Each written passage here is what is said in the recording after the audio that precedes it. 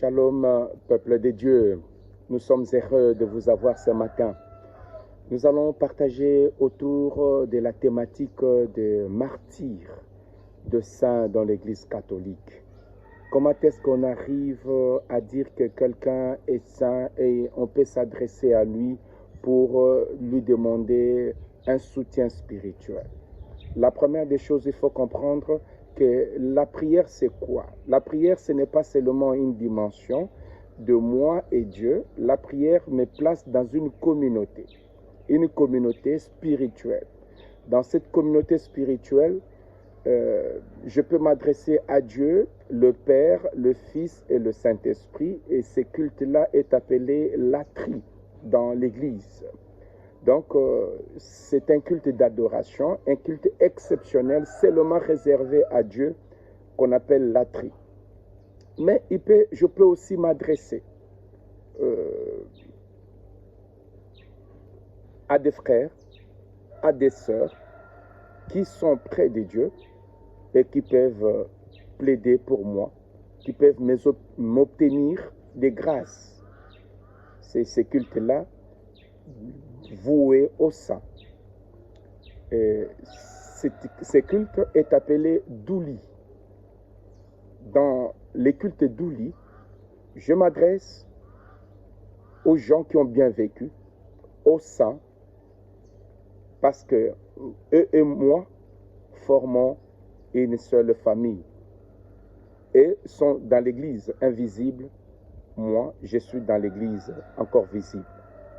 Alors, dans la prière faite aux saints, il ne s'agit pas de les louer parce que ce serait de l'idolâtrie.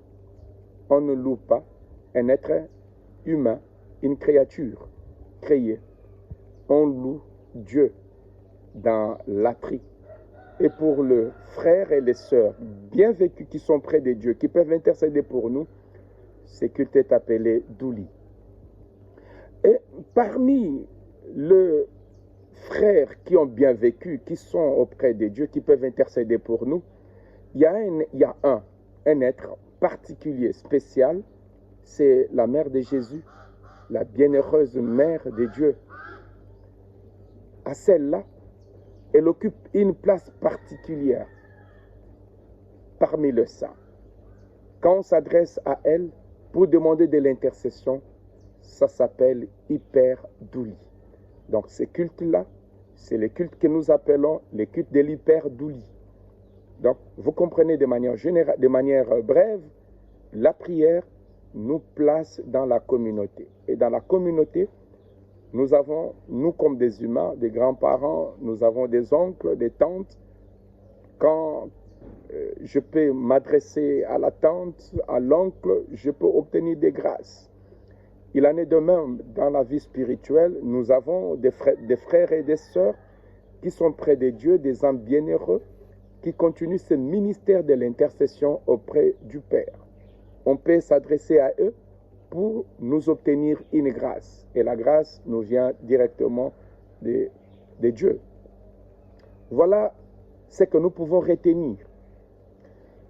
Par rapport au processus de la canonisation, qu'est-ce qui fait qu'on puisse arriver à proposer quelqu'un comme notre intercesseur auprès du Père?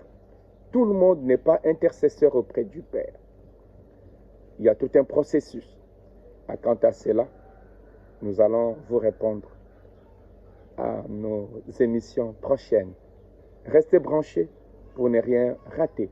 Merci et bonne journée.